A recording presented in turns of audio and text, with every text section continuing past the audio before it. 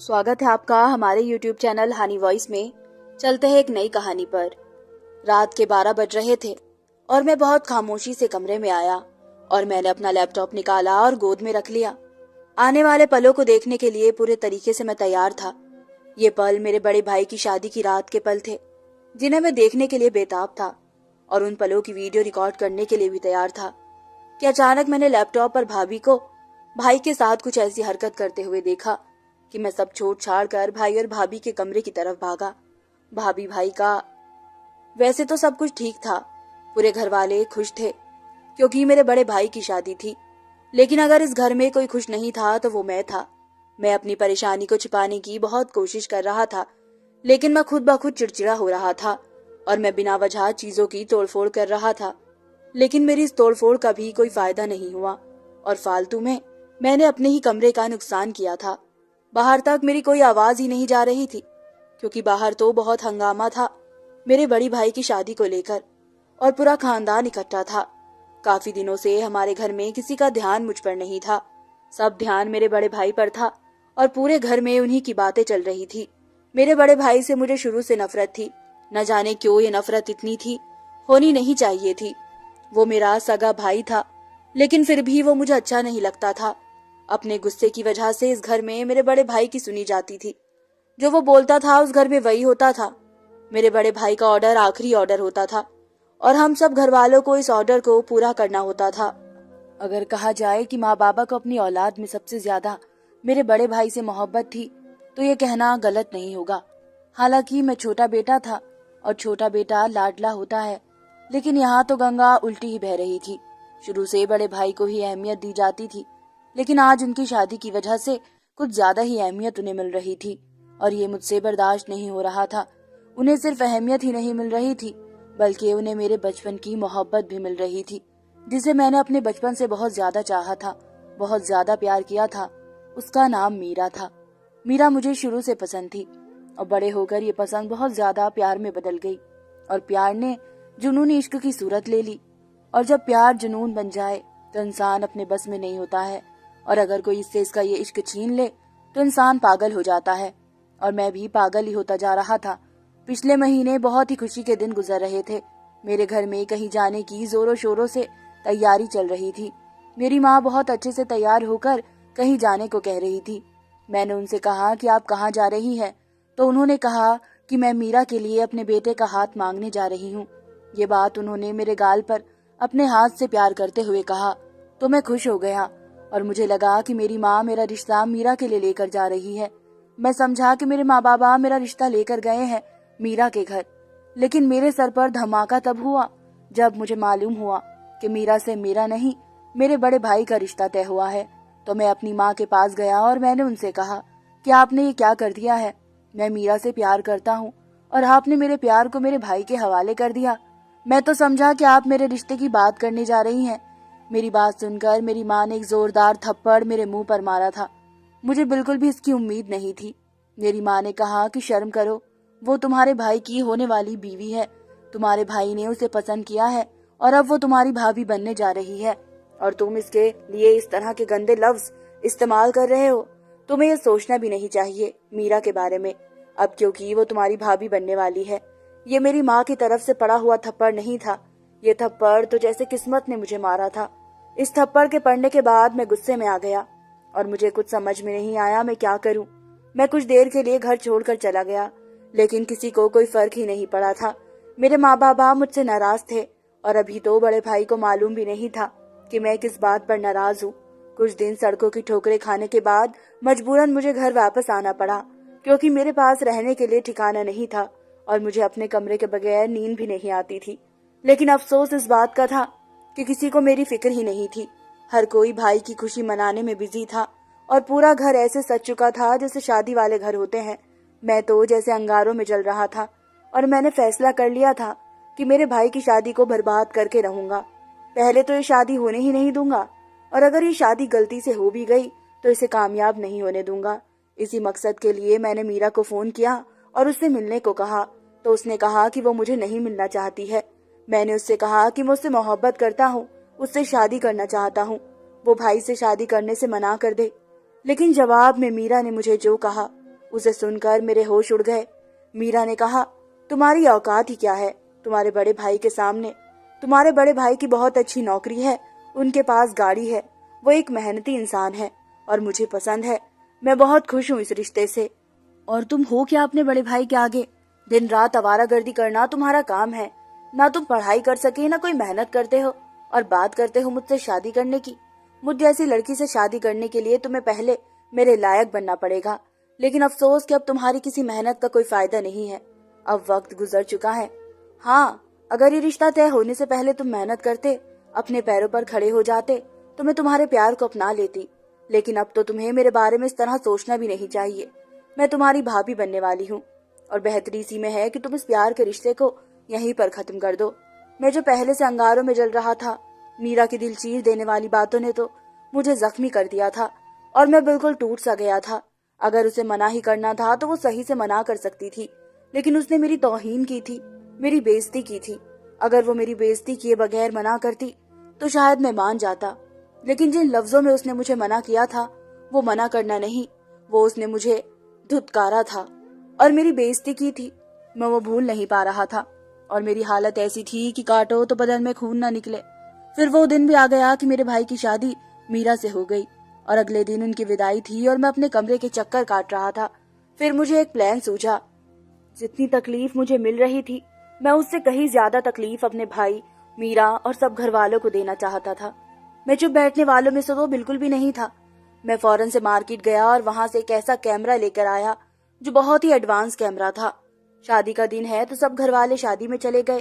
पहले मैं भी शादी में गया और जल्द ही नजरें बचाकर वहां से वापस आ गया। पूरा घर खाली था। मेरे भाई के कमरे का दरवाजा खुला हुआ था। वो कमरा फूलों की सेज से सजा हुआ था और हर तरफ फूल ही फूल बिखरे हुए थे और बहुत ही खूबसूरत लग रहा था। लेकिन ये खूबसूरत मंजर तो मुझे अपने अरमानों का जनाजा लग रहा था। मैंने वो कैमरा बहुत चेक करने के बाद बेड से बहुत पास एक जगह पर फिट कर दिया था। कैमरा बहुत ही छोटा था, जो किसी की ध्यान में भी नहीं आ सकता था। शायद बहुत ध्यान देने के बाद भी किसी को नजर आने से रहा। भाई और मीरा तो आज की रात प्यार भरे लम्हों में खोए हुए होंगे। उन्हें तो पता भी नहीं होगा। इस कैमरे को ब्लूटूथ के जरिए मैंने अपने लैपटॉप से कनेक्ट कर दिया था। अपना ये कारनामा करने के बाद मैं दोबारा से मैरिज हॉल में गया, जहाँ पर बहुत धूमधाम थी। मैं धूमधाम देखने हरगिज नहीं गया था। मैं तो सिर्फ इसलिए गया था कि कहीं किसी को मुझ पर शक ना हो जाए मेरे ना होने से, और वो लोग मुझे ढूंढने घर तक ना जाए और सबको पता न चल जाए कि मैं क्या कर रहा हूँ। अब मेरे अंदर थोड़ा सुकून आ गया था। थोड़ी देर पहले जो मैं इस धूमधाम में बिलबिलाया बिलबिलाया फिर रहा था, अब मेरे अंदर एक सुकून सा आ गया था और मुझे खुशी महसूस हो रही थी कि उन दोनों का मजा खराब करने के लिए मेरे पास कोई तो प्लान मौजूद है जिस पर मैं मजे करूंगा और आगे की जिंदगी में मीरा को ब्लैकमेल भी कर सकता हूँ। मैंने सोचा था कि शादी की रात के वीडियो मीरा को दिखा दिखा कर उसे दिमागी तकलीफ दूंगा और इसको ब्लैकमेल करूंगा कि वो मुझसे रिश्ता बनाए, वरना मैं इसकी वीडियो इंटरनेट पर वायरल कर दूंगा। न जाने मेरे दिमाग में इतने सारे गंदे ख्याल कहाँ से आ गए थे। न मेरी परवरिश ऐसी थी, न मेरा खानदान ऐसा था। स्टेज पर दूल्हा दुल्हन के रूप में बैठे हुए अपने भाई और उसके साथ बैठी अपने प्यार को देखकर तो मेरी हालत बुरी होने लगी थी। मुझसे बर्दाश्त नहीं हो रहा था। लेकिन जो भी था, मैंने उनकी खुशियों को बर्बाद करने का सोच ही लिया था। शादी पूरी हो चुकी थी और विदाई का वक्त आया तो मैं सबसे पहले घर की तरफ भागा। घर पर मैंने फूलों से भाई और भाभी का स्वागत करने के लिए सारा रास्ता सजाया था। मैं उन्हें सरप्राइज देना चाहता था कि मैं उनकी खुशी में खुश हूँ, और वे सरप्राइज देखकर हैरत में पड़ गए थे, क्योंकि जैसे ही उन दोनों ने गाड़ी से नीचे कदम रखे, वहां से लेकर उनके कमरे तक मैंने फूल ही फूल बिछा रखे थे। मैंने उनसे कहा कि मैं उनकी खुशी में खुश हूँ और मैंने अपना दिल साफ कर लिया है। मेरी बात सुनकर वो दोनों मुस्कुरा दिए और भाई ने मेरे सर पर प्यार से हाथ फेरा। वो दोनों हल्के से चलते हुए घर के अंदर तक आए और छोटी मोटी रस्मों के बाद मीरा को मेरी बहनों ने उसके कमरे में पहुंचा दिया। मैं भी जल्दी से अपने कमरे में चला गया और लाइट बंद करके कमरे का दरवाजा लॉक किया और फौरन से अपना लैपटॉप ऑन किया, जहां पर मैं उनकी शादी की रात को देख सकता था। मैंने देखा कि मीरा अकेले कमरे में बैठी हुई है और मुस्कुराती हुई जा रही है। वो बहुत खूबसूरत लग रही थी और मैं उसके हुस्न में खो गया था और मुझे अपने भाई से जलन महसूस होने लगी थी। कहते हैं जलन का यही ख्याल होता है कि जो चीज दूसरे के पास है वो हमें मिल जाए, और अगर वो हमें नहीं मिल सकती तो दूसरों को भी नहीं मिलनी चाहिए। जलन में मेरा भी हाल कुछ ऐसा ही था। मीरा मुझे तो नहीं मिली थी, लेकिन उनकी खुशियों को बर्बाद करने का मेरे पास पूरा पूरा बंदोबस्त था। थोड़ी देर बाद मैंने देखा कि अचानक मीरा उठ खड़ी हुई। मैं थोड़ा सा परेशान हो गया कि कहीं से मेरी हरकत का पता तो नहीं चला। फिर मैंने देखा कि वो सोफे के सामने पड़े हुए टेबल पर रखे जग के पास आई और पानी पीने लगी। तो मुझे थोड़ा सुकून मिला कि वो प्यास की वजह से उठी थी। थोड़ी देर वहां बैठने के बाद वो फिर से अपने बेड पर आ गई और ठीक होकर बैठ गई। वो भाई का इंतजार कर रही थी और भाई भी थोड़ी देर बाद कमरे में आए तो मेरी तो जैसे राख जलकर राख हो गई थी। ये मंजर देखकर भाई मीरा के करीब आकर बैठ गए और वो उससे कुछ बात कर रहे थे। यकीनन वो उसकी खूबसूरती की तारीफ ही कर रहे थे, लेकिन मैं सिर्फ उनकी वीडियो ही देख सकता था, उनकी आवाज नहीं सुन सकता था। मेरा दिल तेजी से धड़कने लगा था। उन लम्हों को सोच सोच कर जिन्हें मैं देखना चाहता था, उन लम्हों को तो मैं सोच भी नहीं सकता था और मैं वो लम्हे देखने के लिए तैयार था। लेकिन अचानक ही कुछ ऐसा हो गया जिसे देखकर मेरे सर पर आसमान गिर गया। मैं भाई और भाभी के कमरे की तरफ भागा और जोर जोर से उनका दरवाजा बजाने लगा। माँ पूछने लगी कि तुम क्यों उनको डिस्टर्ब कर रहे हो। तो मैंने अपनी माँ से कहा कि वो लड़की भाई को जान से मारने लगी है, जल्दी दरवाजा खोलो। मेरी माँ ने कहा तुम बेफजूल की बात कर रहे हो, आज उनकी शादी की पहली रात है और वो खुश है और तुम बिना वजह उनकी खुशियों को मिट्टी में मिलाने के लिए इस तरह की हरकत कर रहे हो। मैं जानती हूँ तुम्हें मीरा पसंद थी, लेकिन अब वो तुम्हारी भाभी है। क्यों तुम इस तरह से मुझे सबके सामने शर्मिंदा कर रहे हो। अभी मेहमान घर पर है, अगर मेहमानों को ये बात पता चलेगी तो कितना बुरा होगा। मैंने माँ से कहा कि ये वक्त बातों का नहीं है, अगर उन्हें भाई की जान बचानी है तो उन्हें दरवाजा हर हाल में खोलना होगा। मेरी माँ को जब मेरी बातों पर यकीन नहीं आया तो मैंने छोटी बहन को कहा, वो जल्दी से चाबियां ले आई। मेरी माँ ने मुझे दरवाजा खोलने से रोकना चाहा। मैंने कहा कि अगर वो लोग वाकई में अंदर खुश होते तो दरवाजा खोल देते, लेकिन इतनी देर से दरवाजा बजाने पर जब दरवाजा नहीं खुला तो उसका मतलब कि मैं सच बोल रहा हूँ, अंदर भाई की जान को खतरा है। अब लग रहा था कि मेरी माँ को भी थोड़ा थोड़ा मेरी बातों पर विश्वास आने लगा था। और जैसे ही दरवाजा खुला तो सामने का मंजर देखकर हम सब हैरान रह गए। मेरा भाई जमीन में फर्श पर पड़ा हुआ था और उसके सर से खून बह रहा था और मीरा के हाथ में बंदूक थी और उसने मेरे भाई को गोली तो नहीं मारी थी, लेकिन उसने शायद वही बंदूक मेरे भाई के सर पर मारी थी, जिसकी वजह से वो बेहोश हो गया था और उसके सर से थोड़ा सा खून बह रहा था। ये मंजर देखकर तो सब परेशान हो गए और फौरन से भाई को अस्पताल लेकर जाने लगे। लेकिन मेरे बाबा ने डॉक्टर को घर पर ही बुलाने का फैसला कर लिया था, वरना बहुत बदनामी होने वाली थी। थोड़ी देर में डॉक्टर आ गया तो देखा कि मेरा भाई ठीक है। इसको होश में लाने की कोशिश कर रहे थे सब। मीरा को छोड़कर फिलहाल भाई की जान बचाने में बिजी थे। जब भाई की तबीयत थोड़ी संभली तो मेरी माँ मीरा की तरफ लपकी और कहा कि तुम्हारी हिम्मत कैसे हुई मेरे बेटे के साथ ये सब करने की। माँ ने कहा कि मैं कितनी चाहत से तुम्हें अपने बेटे के लिए बहू बनाकर लाई थी और तुमने शादी की पहली रात ही मेरे बेटे की हालत कर दी और उसकी जान लेने की कोशिश की। मैं तुम्हें पुलिस के हवाले भी कर सकती हूँ अगर मुझे अपने परिवार की इज्जत का ख्याल ना होता। तो मीरा सर झुकाकर मेरी माँ की बातें सुन रही थी। इतने में मेरे भाई को होश आ गया। मेरा भाई अपने आप को संभालते हुए खड़े हुए और मीरा से सवाल किया कि क्यों उसने भाई पर हमला किया। सब मीरा से सवाल कर रहे थे, लेकिन मीरा तो ऐसे सर झुकाए बैठी थी कि जिसको न अपनी हरकत पर शर्मिंदगी थी और ना ही इसके पास सब सवालों के जवाब थे। मेरी माँ ने कहा कि मुझे परिवार की इज्जत से ज्यादा अपने बेटे की जान प्यारी है और बेहतरी इसी में है कि इस लड़की को जेल की सलाखों के पीछे भेज दो, इससे पहले कि मेरे घर को बर्बाद कर दे। मुझे परवाह नहीं है किसी भी चीज की, मैं अभी पुलिस को फोन करती हूँ। मेरी माँ ने अपना मोबाइल उठाया तो मेरा चीख पड़ी और कहने लगी कि ये सब मैंने आपके परिवार की इज्जत बचाने के लिए ही किया है। अगर मैं ये सब ना करती तो आज आप किसी को मुंह दिखाने के काबिल नहीं रहते और आपका सारा परिवार जलील और शर्मिंदा होकर रह जाता, खासकर आपका ही बेटा जो आज दूल्हा बनकर अपनी जिंदगी की नई शुरुआत करने जा रहा था। इसे क्या मालूम कि इसकी जिंदगी आज बर्बाद हो जाती। मेरी नजर पानी पीते वक्त इस कमरे में लगे इस खुफिया कैमरे पर ना पड़ती तो। ऐसा कहकर मीरा जोर से उठी और वहां जहां मैंने कैमरा फिट किया था उसने वहां से कैमरा खींचकर उतारा और सबके सामने फेंक दिया। सब घर वाले कैमरे को देखकर हैरान थे। किसी की आवाज नहीं निकली। कौन ये हरकत कर सकता है। मेरे बाबा ने फौरन से मेरे बड़े भाई की तरफ देखा और कहा कि क्या तुमने ये हरकत की है। बहुत सारे लोग शादी की पहली रात को यादगार बनाने के लिए वीडियो बनाते हैं, क्या ये तुम्हारी हरकत है। बाबा की बात सुनकर भाई गुस्सा हो गया और उसने कहा कि उसने ये सब नहीं किया है और उसके बारे में कुछ भी नहीं मालूम है इसे और ना ही इसकी ऐसी परवरिश है कि इस तरह की हरकतें करे।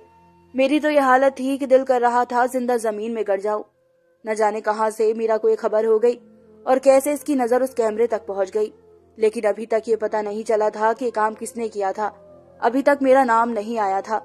लेकिन अगले ही पल मीरा ने चिल्लाते हुए उंगली मेरी तरफ कर दी और मेरा नाम लेते हुए कहा कि आपका ये बदतमीज बेटा है जिसने ये गिरी हुई हरकत की है। ये इसी का काम है। और मैं जल्दी समझ गई थी कि हमारी जिंदगी के खूबसूरत पलों को अपने कमरे में देख रहा है, क्योंकि मैरिज हॉल में मैंने नोट किया था कि ये थोड़ी देर के लिए गायब हो गया था और काफी देर तक गायब रहा और फिर अचानक से वापस आ गया था। शायद किसी ने ये बात नोट नहीं की थी, लेकिन मैंने ये बात नोट कर ली थी और मैं समझ गई थी कि अपनी यही कारस्तानी को अंजाम देने के लिए घर आया था। मैं डर तो बहुत रहा था, लेकिन मैंने मीरा पर गुस्सा करते हुए कहा कि तुम झूठ बोल रही हो, मुझ पर झूठा इल्जाम लगा रही हो। तुम्हारे पास क्या सबूत है कि ये सब मैंने किया है? मेरी बात पर मीरा ने कहा कि आइए आप सब मेरे साथ इसके कमरे में चलें, सब दूध का दूध और पानी का पानी हो जाएगा। मीरा काफी रफ्तार से मेरे कमरे की तरफ बढ़ गई और उसके पीछे मेरे माँ बाबा भी आने लगे और मेरी तो जैसे दुनिया ही बर्बाद होने जा रही थी, क्योंकि कमरे में मेरा लैपटॉप खुला पड़ा था। मैंने उनका रास्ता रोकना चाहा, लेकिन वो लोग नहीं रुके और मीरा तेजी से मेरे कमरे में चली आई, जहाँ लैपटॉप को खुला देखकर सब हैरत में पड़ गए, जहाँ पर भाई के कमरे की तस्वीर थी। सबसे पहले तमाचा मेरे बाबा की तरफ से मुझे पड़ा था और फिर मेरी माँ ने भी मुझे थप्पड़ मारा और फिर वह दोनों मुझे मारते ही रहे और मुझे बचाने वाला कोई नहीं था। मेरे सब घर वाले मेरा तमाशा देख रहे थे और शायद सब यही चाहते थे कि मेरे माँ बाबा मुझे जान से मार डाले। मेरे बाबा ने कहा कि दिल तो करता है कि तुम्हें जान से मार दूं, लेकिन तुम मेरी औलाद हो, काश कि तुम मेरे बेटे ना होते तो उस वक्त जिंदा ना होते। मेरे बाबा की बात सुनकर मीरा चीख पड़ी कि क्या मैं किसी की बेटी नहीं हूँ? क्या मैं आपकी और अपने माँ बाबा की और आपके बेटे की इज्जत नहीं हूँ, जिसको एक खाक में मिलाने जा रहा था, और अभी आप इसको माफ करने के लिए तैयार है? मीरा की बात पर मेरे बाबा खामोश हो गए थे। ऐसी सिचुएशन पैदा हो गई थी कि किसी को कुछ समझ में नहीं आ रहा था और मेरी ऐसी हालत थी कि मैं अब जिंदा नहीं रह सकता था। मैं फौरन से भाई के कमरे की तरफ भागा। मेरे पीछे कोई नहीं आया, लेकिन मेरी बहन आ गई। वो समझ गई थी कि मैं क्या करने जा रहा हूँ। मीरा के हाथ में थोड़ी देर पहले जो बंदूक थी, इसको मैंने उठाया और अपनी कनपटी पर रखा और एक जोरदार आवाज निकली गोली की, लेकिन मेरी बहन ने मुझसे बंदूक छीन ली थी और गोली सीधा दीवार पर जाकर लगी थी और सब भागते हुए वहां आए। तो मैंने कहा कि मैं अपने आप को मारना चाहता हूँ। मेरे लिए अब जिंदगी का कोई मतलब नहीं है। मैं शैतान के बहकावे में आ गया था, लेकिन मुझे नहीं मालूम था कि मैं अपने ही घर वालों की नजर में गिर जाऊंगा। मुझे पता है आप सब लोग मुझे माफ नहीं करेंगे, लेकिन मैं अभी शर्मिंदगी के साथ सारी जिंदगी जिंदा नहीं रह सकता हूँ। बेहतर इसी में है कि मुझे मर जाने दें। बहुत मुश्किल से मेरे कुछ रिश्तेदारों ने मुझे रोका। भाई शायद मीरा को हर बात बताया करते थे। उनकी फोन पर बात होती थी और भाई ने यह भी बताया था कि उनकी साइड टेबल पर उनकी बंदूक पड़ी होती है। इसलिए मीरा ने भाई को गोली तो नहीं मारी, लेकिन जानबूझकर उनके सर पर हमला किया, वो भी थोड़ा सा, ताकि मैं देखकर फौरन से वहां आ जाऊं। जब मैं वीडियो देख रहा था तो मीरा ने भाई की कनपटी पर बंदूक तानी हुई थी, लेकिन दरवाजा खटखटाने पर जल्दबाजी में उसने भाई के सर पर हल्का सा वार किया। सारी खुशियां मिट्टी में मिल चुकी थी। सबके दिल उदास थे और कुछ दिन यूं ही गुजर गए। मेरा एक कजन हर वक्त मेरे साथ रहता था कि कहीं मैं अपने आप को जान से न मार दूं। फिर मेरे इसी कजिन ने मुझे कहा कि माना तुमसे गलती हो गई है, लेकिन अब यही सही है कि तुम ये शहर छोड़कर चले जाओ। खुदकुशी परेशानियों का हल नहीं होती है। जो पाप तुमने किया है इसके लिए तो शायद माफी मांगने पर माफी भी मिल जाए, लेकिन खुदकुशी की कोई माफी नहीं है। तुमने आखिर खुदकुशी कर ली तो सीधा नर्क में चले जाओगे। वो कहते हैं ना कि अब ये सोचा है कि मर जाएंगे, मर के भी चैन न पाया तो किधर जाएंगे। और तुम यहाँ से भागने के लिए इस जहां से तो जाना चाहते हो, लेकिन अगले जहां का सामना कैसे करोगे? बेहतर होगा कि तुम अपने पापों की माफी मांगो। हो सकता है कि वो तुम्हारे लिए अच्छा साबित हो। मैं बाहर मुल्क चला गया और आज इस किस्से को 2 साल हो चुके हैं और 2 साल से मैं अमेरिका में हूँ और मेरा घर वालों से कोई कांटेक्ट नहीं है। मैं अब किसी के साथ कांटेक्ट रखना भी नहीं चाहता, क्योंकि मुझ में अब हिम्मत नहीं है कि मैं अपने घर वालों का सामना कर सकूं। धन्यवाद दोस्तों।